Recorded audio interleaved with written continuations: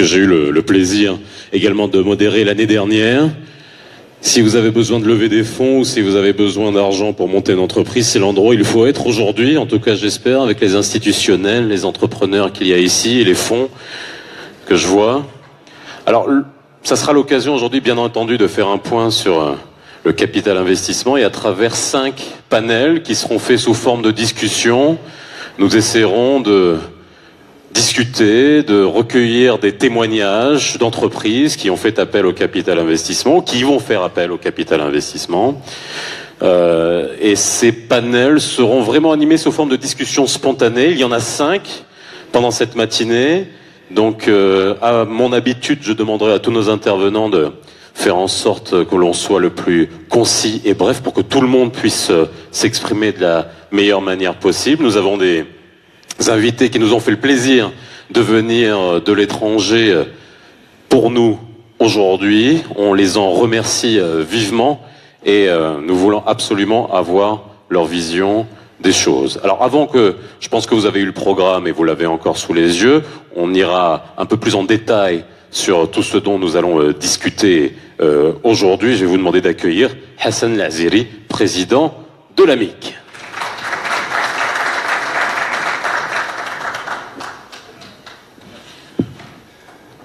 Merci Faisal. Donc, bienvenue à tout le monde. Madame la Présidente, chères Mesdames et Messieurs, donc je tenais tout d'abord à vous remercier d'avoir répondu présent à cette 7e édition de la journée de capital investissement. Ce rendez-vous qui est devenu, on va dire, un événement annuel sur lequel toute la profession compte pour discuter les problématiques, les avancées de l'année et les enjeux qu'on a affrontés sur les prochaines années. Donc, juste pour rappel, l'industrie a continué sur l'année 2017 son envolée, son trend positif et durable. Positif, pourquoi? Parce que les fonds sous gestion ont atteint 16 milliards de dirhams de fonds, et en incluant les fonds d'infrastructure. Durable aussi parce que les sorties qui ont été réalisées et qui sont à 70% sur le marché boursier et des acquisitions stratégiques ont permis de valider le modèle de private equity au Maroc. Donc, c'est un outil de financement qui a sa place au Maroc et aujourd'hui, on est dans un cercle virtueux. On a de l'argent qu'on récupère chez les investisseurs, qu'on investit dans les entreprises et qu'on sort et qu'on rend à nos investisseurs avec un rendement. Donc, un autre événement qui est assez marquant cette année, c'est une initiative qu'on a longtemps attendue. C'est le lancement des fonds Innovinvest qui ont été lancés par la CCG cette année à l'initiative de l'État marocain. Donc, ces fonds qui viennent compléter un peu le paysage qui était, on va dire, les fonds qui existaient étaient plus concentrés sur l'activité growth, donc l'activité de capital développement et de transmission. Mais aujourd'hui, ces fonds viennent compléter le dispositif en adressant les volets d'amorçage et de création. Donc c'est une initiative, bon, je laisserai tout à l'heure, il y a un panel qui parlera en détail de toutes ces spécificités de ces fonds et de tout l'écosystème qui tourne autour. Donc cette initiative est très importante pour nous. On se félicite que l'État a finalement pris les devants sur ce volet, comme dans tous les pays où c'est surtout les fonds publics qui prennent l'initiative de ce type de financement afin de drainer le privé dans un deuxième temps. Donc, bon, aujourd'hui, il y a ces initiatives qui sont là, mais toutefois, il y a encore des enjeux sur lesquels on est en train de travailler au niveau de l'AMIC avec les différents partenaires, soit au niveau du Trésor, soit au niveau de l'AMMC ou de la CAPS, dont je vais citer 2. Le premier, c'est plus la fiscalité, en ce qui concerne la fiscalité. Donc aujourd'hui, quand même, on se félicite. Il y a eu des modifications sur la loi de finances de 2018. C'est l'exonération. À l'époque, vous vous rappelez, quand on achetait une entreprise, on devait payer 4% de droits d'enregistrement avant de commencer à gagner de l'argent. Donc ça, aujourd'hui, c'est plus le cas. Donc aujourd'hui, on a l'exonération sur les cessions d'actions. Il y a la transparence fiscale qui était déjà obtenue il y a quelques années, mais aujourd'hui, il reste quand même la problématique de TVA sur frais de gestion, qui sont des charges que supportent les investisseurs et qui ne servent normalement. Le TVA doit être neutre pour une entreprise, alors que là, ça devient une charge et un coût pour l'investisseur au niveau des frais de gestion. Le deuxième volet concerne surtout on va parler de l'épargne qui est adressée au private equity au Maroc. Quand on regarde les fonds qui sont investis dans l'origine des fonds qui investissent dans les fonds de private equity, c'est 65% des fonds de DFIs, donc des agences de multilatérales ou bilatérales, donc c'est des fonds étrangers. Et donc nous, notre souhait, c'est que quand même que l'épargne locale ou l'argent local soit investi quand même dans cette classe d'actifs parce que les DFI sont là pour développer un marché, mettre en place des équipes, mettre en place des best practices et laisser le marché après le privé prendre le relais. Donc ça, c'est un travail, je pense qu'il y a des réunions qu'on va organiser avec l'AMMC, avec la CAPS, et puis les différents opérateurs, les différents investisseurs après, dans les semaines qui viennent pour s'asseoir et discuter de ces points-là. Donc, je rappelle juste que par rapport à cette année, je pense que le Maroc commence à être important sur la map du private equity en Afrique. Et preuve en est, c'est que cette année, on a le séminaire de l'AVCA, qui est l'association de Venture Capital Association africaine, donc qui regroupe tous les investisseurs dans le métier de private equity, ainsi que tous les opérateurs qui opèrent sur le continent. Et je crois que c'est pour la deuxième fois aujourd'hui que ça se déroulera à Marrakech en avril. Et c'est une grande messe aussi du private equity qui se passait généralement en Afrique du Sud, à Cape Town, et cette année, on a réussi quand même à la décrocher décrocher son organisation sur le Maroc afin de positionner le Maroc comme un hub pour cette activité. Donc, je pense que j'ai pris beaucoup de temps. Donc, sans plus attendre, donc je remercie encore une fois les sponsors. Donc, je vais citer, donc il y a la Bourse de Casa, la CCG, l'OCP, Upline, Denton, Maroclear, Pricewaterhouse, HBLO et notre partenaire Presse l'Économiste, ainsi que les différents intervenants qui sont venus de loin pour nous accompagner lors de cet événement, et surtout l'équipe de l'AMIC qui a veillé à l'organisation de cet événement, qui il y a quelques années, on était à une centaine, et bizarrement, il y a presque maintenant 2 ans, il y a des gens qui m'appellent, ils me disent « mais pourquoi je ne suis pas invité ?» Donc c'est que l'événement commence à avoir sa place. Donc sans plus attendre, je passe la parole à Madame Zahayat, présidente de l'AMMC, pour le mot d'ouverture. Merci Hassan. Madame Hayat.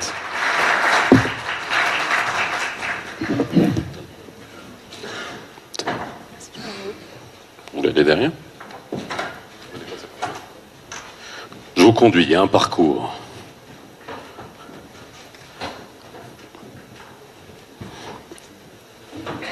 Je vous en prie. Mesdames et messieurs, bonjour. On m'a demandé de faire un mot d'ouverture, mais je ne savais pas que... Je ne connaissais pas le format. Et bon, écoutez, je vais lire mon mot d'ouverture. Monsieur le Président de l'AMIC, Monsieur le Directeur Général de la Bourse de Casablanca, Mesdames et Messieurs les Présidents et Directeurs Généraux, Mesdames et Messieurs, c'est un honneur pour moi d'être aujourd'hui parmi vous pour la 8e édition de la conférence annuelle du capital investissement, événement aujourd'hui phare de cette industrie. Le capital investissement est récent au Maroc. Il apparaît au début des années 90, mais ne sera réellement opérationnel que vers 99 avec la création d'une première société de gestion, Moussahama, pour ceux qui s'en souviennent. Aujourd'hui, malgré sa jeunesse, force est de constater que le capital investissement au Maroc a réussi à se structurer, se professionnaliser, gagner la confiance des investisseurs et s'impose peu à peu, encore peu, mais comme un moyen de financement alternatif au crédit bancaire. Quelques chiffres attestent de l'évolution de ce secteur, comme l'a rappelé le président de l'AMIC. Fin 2016, les montants levés cumulés par l'industrie sont passés de 400 millions de dirhams à 16 milliards de dirhams. Un niveau d'investissement en hausse en 2016, avec 786 millions de dirhams investis, j'espère que j'ai les bons chiffres, dont 18 nouveaux investissements. Au total, 183 entreprises ont bénéficié depuis l'origine de ces investissements pour un montant global donc de 6,3 milliards de dirhams. Cette industrie enregistre un taux de rentabilité de 13% approximativement sur une durée moyenne d'investissement de 6 ans. Il y a eu une évolution du référentiel réglementaire. Ce référentiel a été développé récemment par la consécration de véhicules d'investissement régulés instituée par la loi 4105 relative aux organismes de placement en capital risque. Cette loi, qui était entrée en vigueur en 2009, a fait l'objet récemment d'un amendement suite à l'adoption de la loi modificative pour les OPCC. Et donc, la principale contrainte de la loi, qui consistait à investir 50% de l'actif du fonds dans les PME, a été levée. Toutefois, à date, seules 7 sociétés de gestion d'OPCC ont été agréées et uniquement 4 OPCR actives gèrent une enveloppe d'environ 500 millions de dirhams à fin 2017.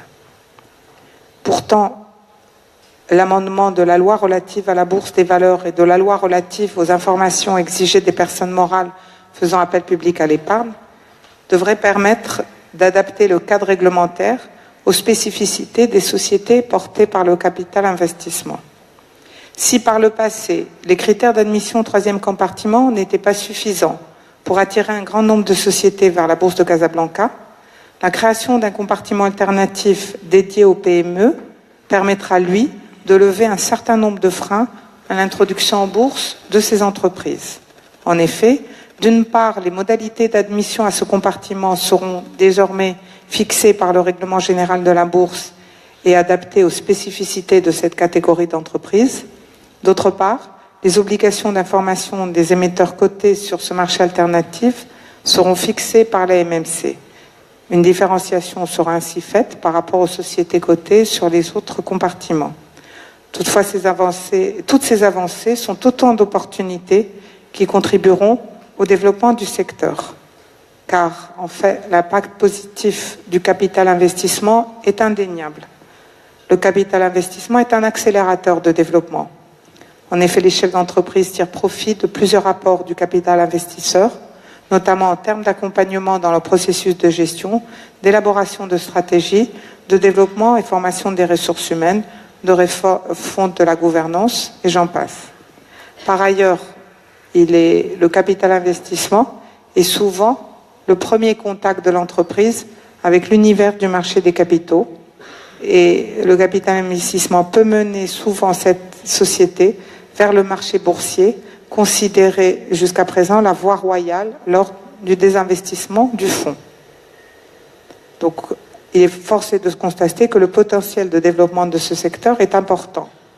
Pourtant, le capital investissement au Maroc n'accompagne qu'une vingtaine d'entreprises par an.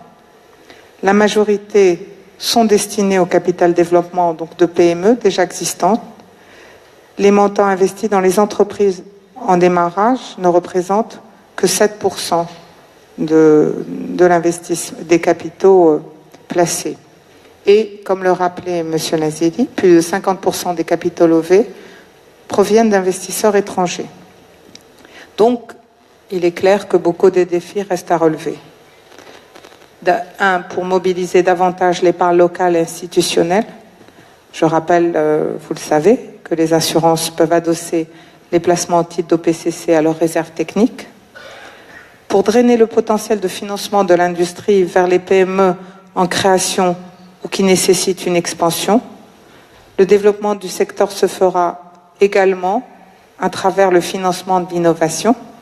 Je profite d'ailleurs de l'occasion pour saluer l'initiative Innovinvest, M. Sadrini, récemment lancée par la CCG, pour le financement des startups et des projets innovants, et qui est non seulement une innovation nationale, mais une innovation régionale. Je voudrais conclure en disant qu'un dialogue avec l'ensemble des parties prenantes est nécessaire et doit être engagé afin de réfléchir ensemble aux leviers de développement de ce secteur. L'autorité marocaine du marché des capitaux et tout particulièrement les équipes de la direction de la gestion de l'épargne ne ménageront aucun effort pour vous accompagner dans ces échanges. Je vous remercie encore une fois pour l'invitation et vous souhaite plein succès dans vos travaux. Merci Madame Hayat. Alors, le ton est donné pour la journée d'aujourd'hui, puisqu'on l'a bien compris. Avec les chiffres qui sont annoncés, on voit bien que le Maroc tire son épingle du jeu dans la zone MENA, mais il y a une marge de progression qui est extrêmement importante, notamment au niveau des PME, au niveau du financement de l'innovation, au niveau de l'amorçage. Tout ça, ça fera partie des discussions qu'on aura aujourd'hui. Alors, ce que je vous propose, c'est de rentrer dans le vif du sujet, puisque, à l'accoutumée, on dit que la répétition, fait partie de la pédagogie, et on commence d'habitude tout le temps cette conférence avec un panel qui parle tout simplement du capital investissement, où nous allons recevoir 4 personnes, dont 2 chefs d'entreprise qui vont témoigner justement pour nous dire comment ils ont vécu leur entrée en capital et comment ils sont en train de la préparer. Et je vous demande d'accueillir Youssef Shraibi, président fondateur du groupe Outsourcia. Pardon ? Eh bien oui. C'est la boulette.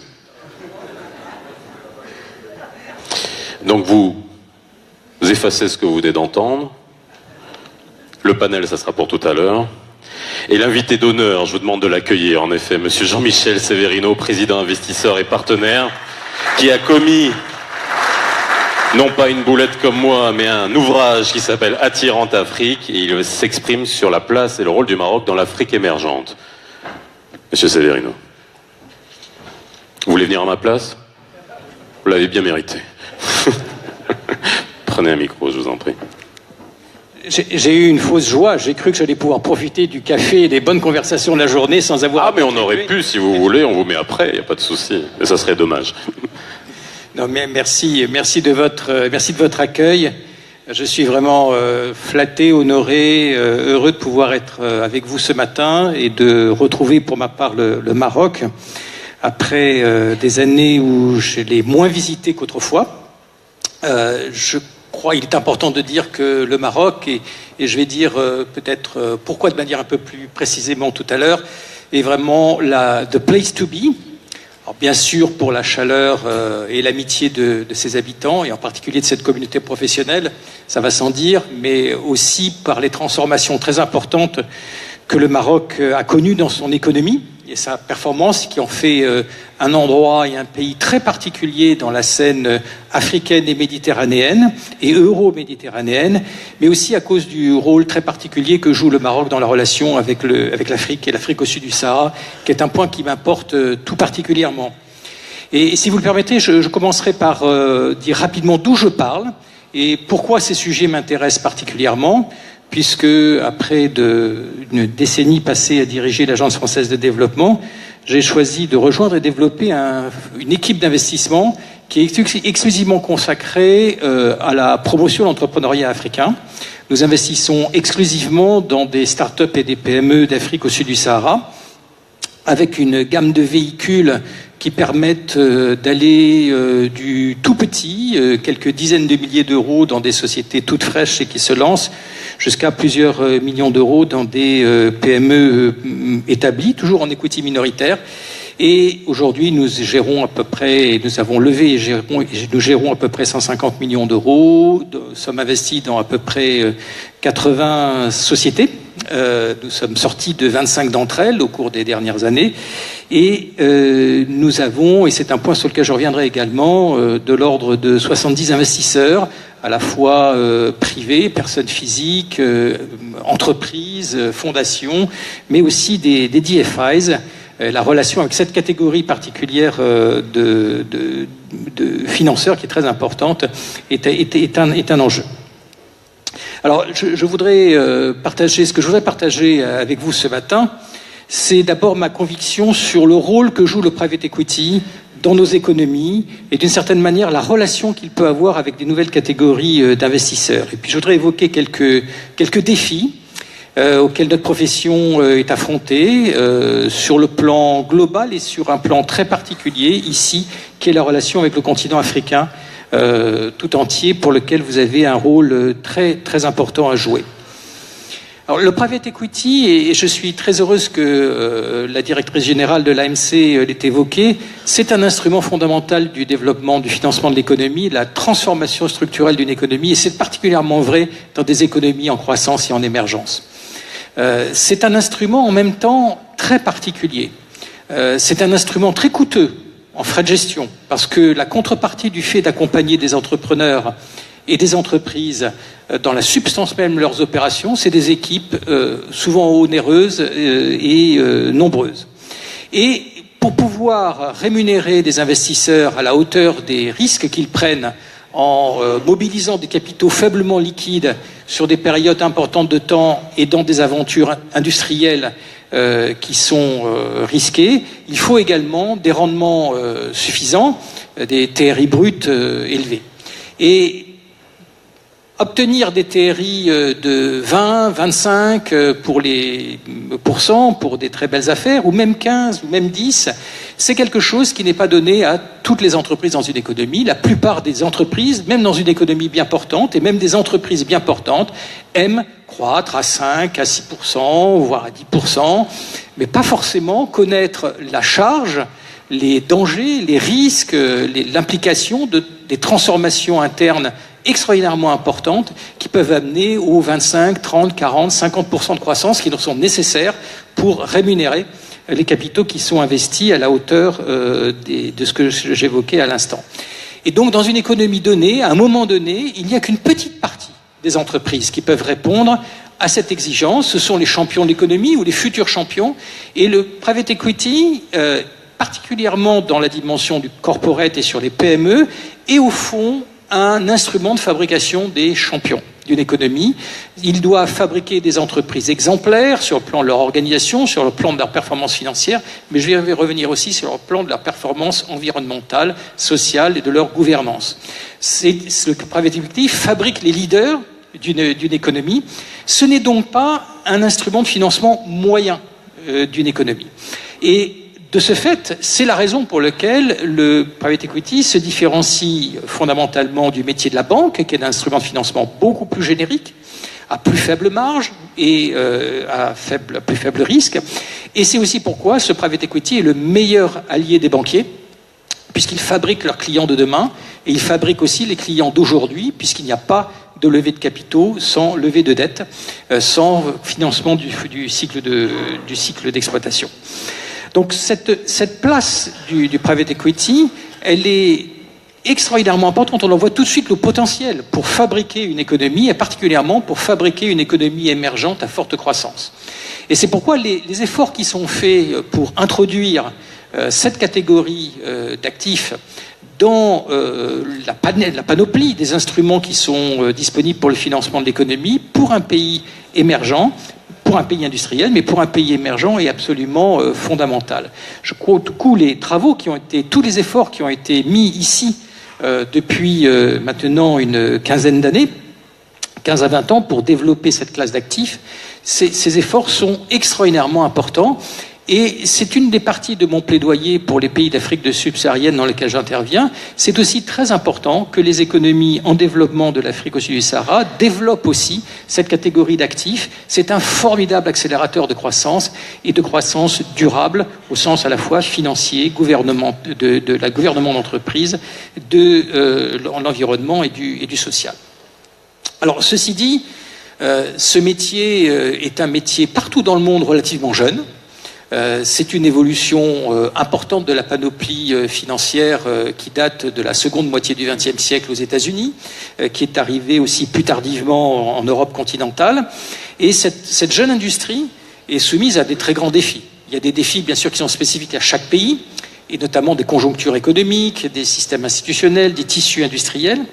Il y a des évolutions et des défis qui sont plus globaux et plus macro. Par exemple, aujourd'hui, pour toute notre industrie, la remontée des taux d'intérêt mondiaux qui se profilent est un enjeu très particulier. Elle peut beaucoup bouleverser les rapports entre les différentes classes d'actifs et en particulier, suivant la façon dont l'inflation se répandra à l'échelle mondiale, elle peut aussi bouger beaucoup les modèles économiques, y compris dans notre propre métier. Mais au-delà de ces aspects donc macro qui s'appliquent de façon universelle, je crois qu'il y a, en ce qui concerne nos régions, du sud de la Méditerranée, du sud du Sahara, des défis particulièrement importants qui vont venir nous frapper de plus en plus chaque année. Et je voudrais en citer 3 ici. Le premier, et je l'évoquerai uniquement rapidement, c'est les exigences de responsabilité sociale, environnementale et de gouvernance. Dans beaucoup de pays du monde, le private equity est né avec un objectif de rendement financier qui était central et même unique dans l'approche de la performance des fonds. Aujourd'hui, nous connaissons à travers toute la profession, à l'échelle globale, mais aussi dans nos régions, une pression croissante pour l'insertion de critères de performance, encore une fois, sociaux, environnementaux et de gouvernance.